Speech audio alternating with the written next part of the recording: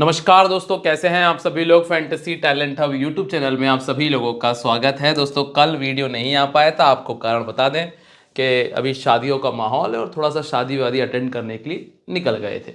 चलिए अब आज इस मैच को कवर करेंगे जो कि पर्थ स्कॉर्चर और मेलबोर्न रेनेगेड वुमेन्स के बीच में खेला जाएगा। टाइम 2:40 का रहेगा और 33वां मैच है जिसको हम डीपली कवर करने वाले हैं। सारी इंफॉर्मेशन आपको दूंगा, वीडियो को थोड़ा ध्यान से देख लेना और इसके बाद अपने कॉम्बिनेशन को तैयार करिएगा। तो चलिए दोस्तों बात कर लेते हैं सबसे पहले यहाँ पे वेन्यू के बारे में कि जो ग्राउंड है वो कौन सा है और इस ग्राउंड पर क्या हो सकता है। लेकिन इसके पहले कुछ ज़रूरी चीज़ें, अगर आप लोग हमारे साथ में आज पहली बार जुड़ रहे हैं तो चैनल को सब्सक्राइब कर लेना, बेल आइकन पर प्रेस कर देना जिससे कि आपको आने वाली वीडियोस के नोटिफिकेशन मिल जाए। अब एक और चीज़, अगर आप फैंटेसी के बारे में जानना चाहते हैं तो मैं आपको बता दूं कि ऐसे ही तारीख पे तारीख आती रहेंगी और जो फैंटेसी चल रही है, जिस तरह से फैंटेसी चल रही है, जिसके बारे में मैंने आपको टेलीग्राम पे बताया हुआ है, वैसे ही चलती रहेगी।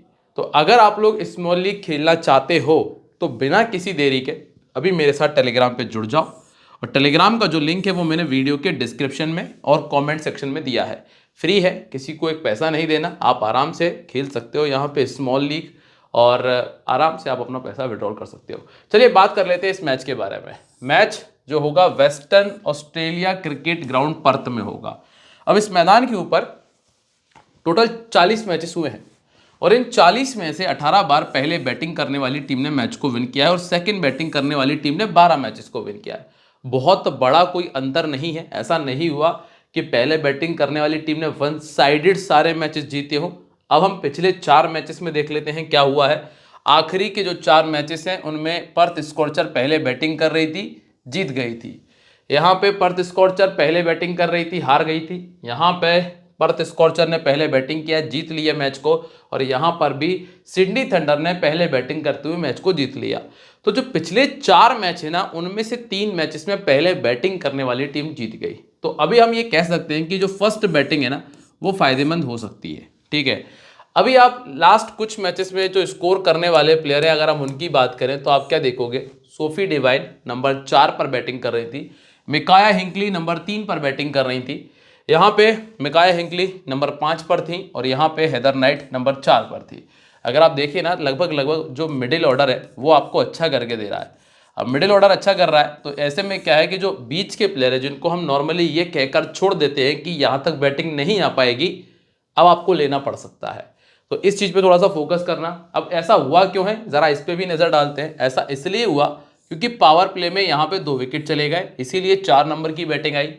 यहाँ पर भी पावर प्ले में 2 विकेट चले गए, इसीलिए मिडिल ऑर्डर की बैटिंग आई। और यहाँ पर पावर प्ले में 4 विकेट चले गए, इसलिए मिडिल ऑर्डर की बैटिंग आई। और यहाँ का डिलीट हो गया, इसीलिए यहाँ भी मिडिल ऑर्डर की बैटिंग आई है। तो अगर आप ये देख रहे हैं कि नई गेंद के साथ में कम से कम 2 विकेट तो गिरे ही रहे। अगर हम ज़्यादा ना माने, 1 विकेट भी अगर आप मान लें कि 6 ओवर के अंदर चला गया, 6 से 10 के बीच में एक आध विकेट गिर ही जाता है, तो 3 नंबर 4 नंबर के पास में 5 नंबर के पास में बैटिंग करने का भरपूर मौका मिल जाता है। इसीलिए आप ये थोड़ा सा ध्यान में रखिएगा, जब आप जीएल का कॉम्बिनेशन बनाएंगे तो मिडिल ऑर्डर पे थोड़ा सा दिमाग लगाइएगा। जिन खिलाड़ियों को आप नॉर्मली छोड़ देते हैं ये कहकर कि बैटिंग नहीं आएगी, उन पे भी थोड़ा सा दिमाग लगा सकते हैं। अब सेकेंड इनिंग की अगर हम बात कर लें तो यहाँ पे लॉरा वॉलवॉट ओपन कर रही थी, यहाँ पे सोफी डिवाइन ओपन कर रही थी, चार्ली नॉट नंबर 4 पे थी और डियांड्रा डॉटिन नंबर 6 पर थी। अब यहाँ कोई कंसिस्टेंसी नहीं है जिसको हम फॉलो कर सकें, लेकिन अगर हम फिर भी पावर प्ले की कहानी देखें तो 1 विकेट यहाँ, 3 विकेट यहाँ थे, 2 विकेट यहाँ पावर प्ले में आए और यहाँ कोई विकेट नहीं आया। ना ही पावर प्ले में कंसिस्टेंसी है, ऐसा लगातार नहीं हुआ है कि विकेट ना आए और ना ही ऐसा हुआ है कि विकेट ज़्यादा आए हो। तो हाल फिलहाल की स्थिति में आप ये कह सकते हो कि मिनिमम 1 विकेट आप मान लेना सेकंड इनिंग के अंदर और मैक्सिमम गाड़ी 2 तक जा सकती है। अब एक और चीज़ ज़रा वो भी समझ लेते हैं क्या हुआ है भाई। यहाँ पे देखिएगा भाई, पावर प्ले मैं आपको थोड़ा सा और अच्छे से समझा देता हूँ क्योंकि हम ट्रेडिंग भी करते हैं। ट्रेडिंग में होता ये है कि हमें वंस स्टार्टिंग के 6 ओवर में प्रॉफिट लो, आराम से बैठो, मैच को देखो, नहीं तो दूसरे काम करो, सीधा सा फंडा है। 38 रन बने हैं 6 ओवर में, 36 में 38 बना, यहाँ 36 में 40 बना, यहाँ 36 में सिर्फ 26 बना है और यहाँ 49 बना है। मतलब ये चीज़ है कि यहाँ ना नॉट आपके लिए फ़ायदेमंद बन सकता है, नॉट आपके लिए फ़ायदेमंद बन सकता है। और कितना नॉट फ़ायदेमंद बन सकता है, स्टार्टिंग बहुत हद तक 40 या 44 के आसपास से होगी, और अगर एक आध एक बाउंड्री आ जाती है वहाँ पे हम हमारा ट्रेडिंग का नोट ले सकते हैं। अब सेकंड इनिंग की अगर हम बात करें तो यहाँ पे क्या है, 46 है, यहाँ पे 26 पे 3 है, यहाँ पे 48 पे 2 है, यहाँ पे 53 है। सेकंड इनिंग में रन तो बने हैं पावर प्ले में, इसीलिए सेकंड इनिंग को चाहो तो स्किप कर दोगे तो भी बेहतर रहेगा, ठीक है, क्योंकि रिस्क नहीं लेना है, बिल्कुल भी रिस्क नहीं लेना है। कोशिश ये करनी है कि अगर आराम से काम बने तो बनाओ, नहीं तो बैठकर देखो, ठीक है। अब फास्ट बॉलर और स्पिनर्स का काम देख लो भाई। 9 विकेट फास्ट बॉलर ने, 2 स्पिनर ने निकाले।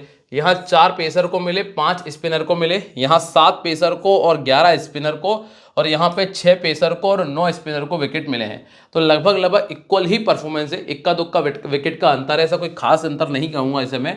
तो इसीलिए आप जो भी बेहतर बॉलर है, अगर पेसर बेहतर है पेसर को रखो, स्पिनर बेहतर है स्पिनर को रखो। अब कौन बेहतर है ये मैं आपको आगे दिखाऊंगा। यहाँ तक चीज़ें क्लियर हो गई हों तो जो वीडियो में लाइक का बटन है ना, वो दोस्तों सेवा भाव के लिए है, और वीडियो के इस लाइक को बटन को क्लिक कर दोगे तो आपके मित्र, आपके दोस्त विकास राजपूत को भी अच्छा लगेगा। तो वीडियो को लाइक और कमेंट कर दिया करो, कुछ जाता नहीं है ऐसा विशेष, बस अच्छा लगता है। अब पर्थ और मेलबोर्न का अगर कंपेयर करते हैं ना, तो पर्थ ज़्यादा अच्छी टीम है। अगर पुराने रिकॉर्ड से आप कंपेयर कर रहे हो तो 15 बार जीत चुकी है और 6 बार जीती है मेलबोर्न रेनेगेड। वर्तमान में क्या स्थिति है वो आगे समझेंगे। निकोला फाल्टून 41 रन बनाए थे, कैप्सी के 4 विकेट थे लास्ट टाइम जब ये आमने सामने हुई। बैटमूनी ने 41 किया, सोफी डिवाइन का 46 रन प्लस 2 विकेट था, एनिसवर्थ के 2 विकेट थे और एमी अगार के भी 2 विकेट थे। मैच 150-151 का हुआ। ये मैच भी पर्थ स्कॉर्चर ने ही फाइनली जीता। फिर स्कॉर्चर ने 108 बनाया था और इनको चेस नहीं करने दिया, जिसमें हिंकली का 32 था, एलाना के 3 थे, एनिसवर्थ के 2 थे और डिवाइन के 2 थे। अब आप देखेंगे कि डिवाइन यहाँ पे भी 2 विकेट लेके बैठी थी, एनिसवर्थ भी यहाँ पे 2 विकेट लेके बैठी थी, एनिसवर्थ और डिवाइन यहाँ पर भी विकेट लेके बैठी हुई थी। अंतर आया है तो एमी अगार और एलाना किंग का। एलाना किंग का ये सीजन गंदा चल रहा है थोड़ा सा। अब आप यहाँ पे देखिए, डियांड्रा डॉटिन 40, कैप्सी के 5 विकेट यहाँ थे और कैप्सी के 4 विकेट यहाँ पर भी थे। ये तो बड़ा मतलब बहुत ही तगड़ा कोइंसिडेंस है। इसके बाद हैली मैथ्यूज के 2 और एलिंगवर्थ के 2 विकेट हमने यहाँ देखे। तो एलिस कैप्सी को छोड़ना मत, क्योंकि इस टीम के सामने तो उन्होंने कहर ढाया है।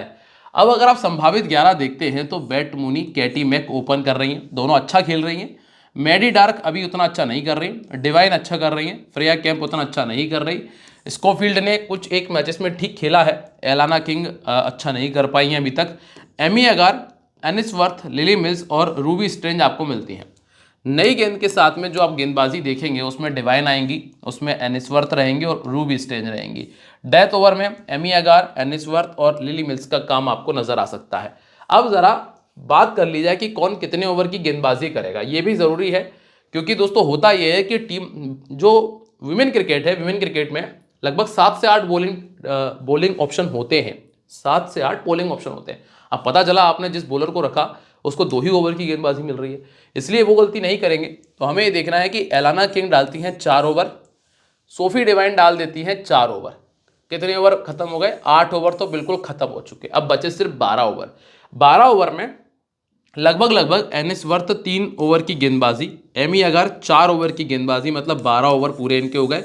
अब 12 और 3 15 ओवर हो गए। अब सिर्फ बचे 5 ओवर। 5 ओवर में आप फ्रेया कैंप, लिली मिल्स और रूबी स्ट्रेंज के ओवर देखेंगे। ज़्यादा से ज़्यादा एक आधे ओवर और इनमें से किसी का कम हो जाएगा, इससे ज़्यादा कम नहीं होता, ठीक है। अब बैट मूनी की चर्चा कर लें। यह प्लेयर को छोड़ना नहीं है, चाहे ये हर मैच में 0 बनाए, क्योंकि अच्छी प्लेयर है, तगड़ा प्लेयर तगड़ा होता है। आप देखेंगे 35 का एवरेज, हर मैच में 0 पे आउट होंगी भी नहीं वो। और खास तौर से आप देखेंगे जब ये पहले बैटिंग करने आती हैं तो अलग ही लेवल का परफॉर्मेंस निकलता है। सेकंड बैटिंग में स्ट्रगल ज़्यादा है, 45 का एवरेज है, 450 100 किया है। ये कंफर्म प्लेयर है, आप स्मॉल लीग में इनको मत छोड़ना। फिर आती है कैटी मैक। कैटी मैक ने कुछ मैचेस में अच्छा किया है, कुछ मैचेस में फ्लॉप रहे, जैसे 31, 24, 79 अच्छा था, 8, 0, 7, 0 और 11 गंदा है।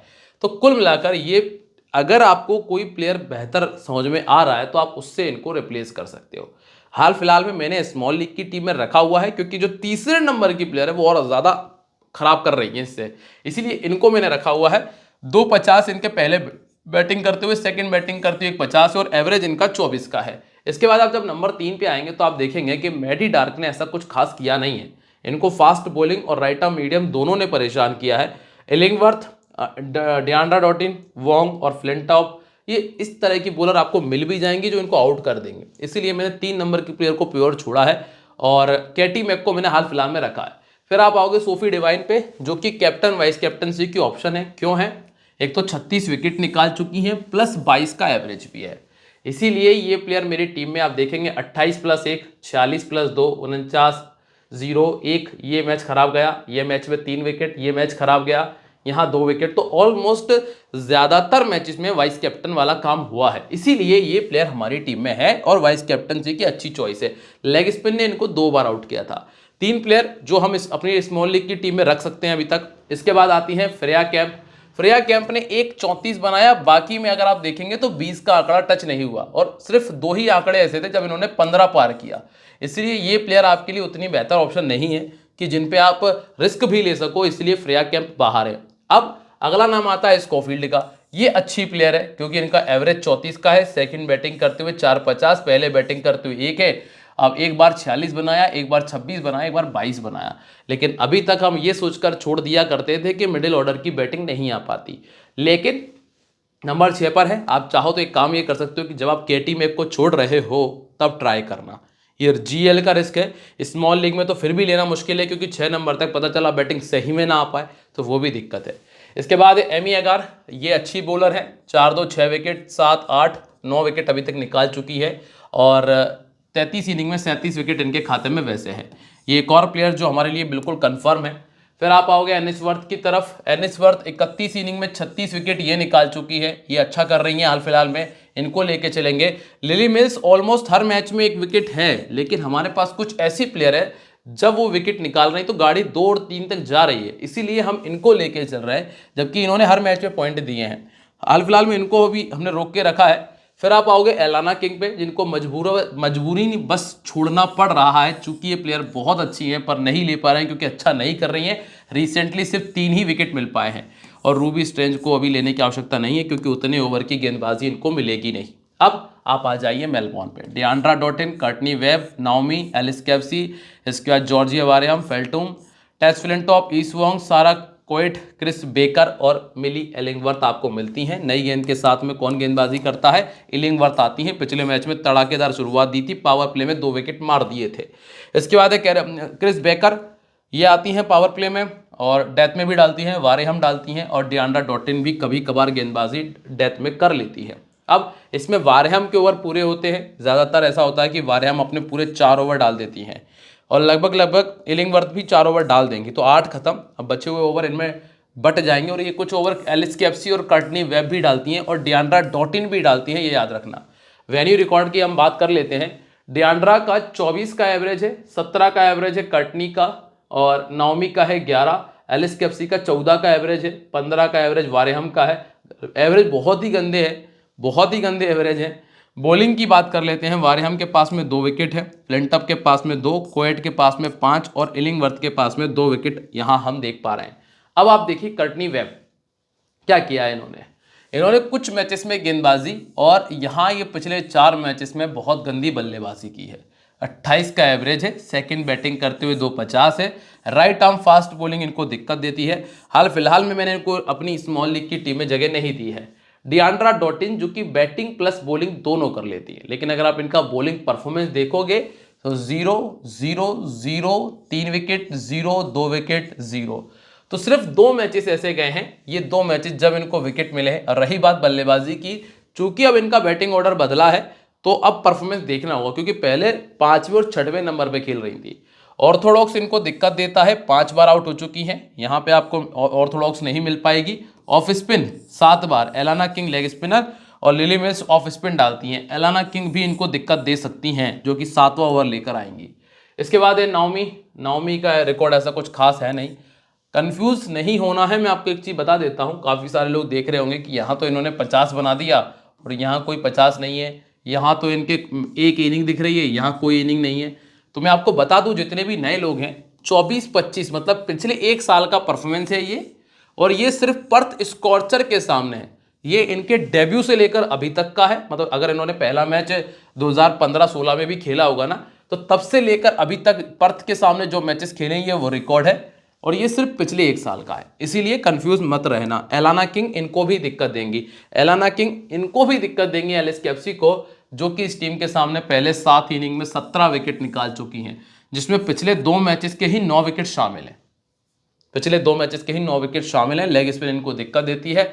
हाल फिलहाल में इनका ये रिकॉर्ड देखकर आप चाहो तो इनको एक टीम में कैप्टन जरूर बना लेना। इसके बाद वारे हम कंफर्म है। क्यों कंफर्म है? 2 विकेट, 1-3, 3-6, 2-8, 9, 10, 12 और 15 विकेट निकाल चुके हैं पिछले 5 से 7 मैचेस में। प्लस बैटिंग देख लो, 21, 41, 19, 30, 58 और 16 नॉट आउट। तो स्वाभाविक सी बात है, अच्छी चॉइस है कैप्टनसी की। प्राइम 27 का एवरेज और 54 विकेट निकाल चुके हैं। चूंकि डेथ ओवर में भी आती हैं तो फायदा लेती हैं। इसके बाद है निकोला फेल्टूम, इन्होंने एक में 41, एक में 37 और एक में 23 का स्कोर किया है। पहले बैटिंग करते हुए 50 इनके खाते में है। ऑर्थोडॉक्स के सामने इनको दिक्कत आती है। फ्लिंटॉफ अच्छी प्लेयर है, 3-2-5 और एक 6 विकेट पिछले कुछ मैचेस में है इनके। पहले बॉलिंग करते हुए 9 में 8, ये कुछ दूसरे टूर्नामेंट के भी विकेट्स मैंने लिख रखे हैं। ईस वॉन्ग छोड़ दीजिए, इतनी बेहतर नहीं है। कोएट एवरेज प्लेयर है, एवरेज परफॉर्मर है। इसके बाद कैरिस बेकर एवरेज छोड़ दीजिए, आप स्क्रीनशॉट ले लीजिएगा। और मिली एलिंगबर्थ ये भी एवरेज है होने को तो, पर पिछले मैच में 3 विकेट आ गए तो लोग पीछे भाग रहे। अगर आप भी भागना चाहते हैं तो भाग सकते हैं, कोई दिक्कत नहीं है। हालांकि अभी तो हम भी भागे हुए, ले लिया है इनको। वारे हम, सोफी डिवाइन, एलएसकेएफसी, ये 3 कमाल की ऑप्शन है जो कि आप स्मॉल लीग में कैप्टन वाइस कैप्टन करें। डियांड्रा डॉटेन और कर्टनी वेब को आप जीएल में ट्राई कर लेना। दोस्तों अगर आपको मेरी बताई हुई सारी चीजें समझ में आती हो ना तो वीडियो को लाइक कर दिया करो, कमेंट कर दिया करो, साथ में वीडियो को शेयर कर दिया करो, ठीक है। टेलीग्राम ज्वाइन नहीं किया है तो कर लेना। अब टीम कॉम्बिनेशन जरा देखिएगा। बैट मूनी है, कैटी मैक है, कर्टनी वेब है, इसके बाद डॉटिन, डिवाइन, इसके बाद जॉर्जिया वारेहम, एनिसवर्थ, एलएसकेएफसी, एमी अगार, लिमिल्स और इलिंगवर्थ को हमने टीम में रखा हुआ है। क्या क्या बदला जा सकता है जरा देख लीजिएगा। बदला ये जा सकता है कि ये दोनों प्लेयर के स्थान पे अगर आप चाहो तो कोई तीसरा प्लेयर ट्राई कर सकते हो, ये एक ऑप्शन आपके पास में है। इसके बाद आपके पास एक ऑप्शन है कि आप एलिंगवर्थ और लेली मिल्स, ये 2 प्लेयर को और बदल सकते हो। मतलब ये 4 प्लेयर आपके पास मौजूद हैं जिनको आप रिप्लेस कर सकते हो किसी भी दूसरे प्लेयर से जो हमने रिकॉर्ड जिनके हमने पीछे देखे, ठीक है। खासतौर से जीएल में चेंज करना। बाकी टेलीग्राम के लिए आपको आपको स्मॉल लीग के लिए आपको चिंता करने की आवश्यकता नहीं है। आप बस हमारा टेलीग्राम ज्वाइन कर लीजिए, आपको वहां पे मिल जाएंगी सारी स्मॉल लीग की टीम, कैसा खेलना है, क्या करना है, ठीक है। मिलते हैं आप लोगों से दोस्तों अपनी अगली वीडियो में, तब तक के लिए बाय। जय हिंद, जय महाकाल।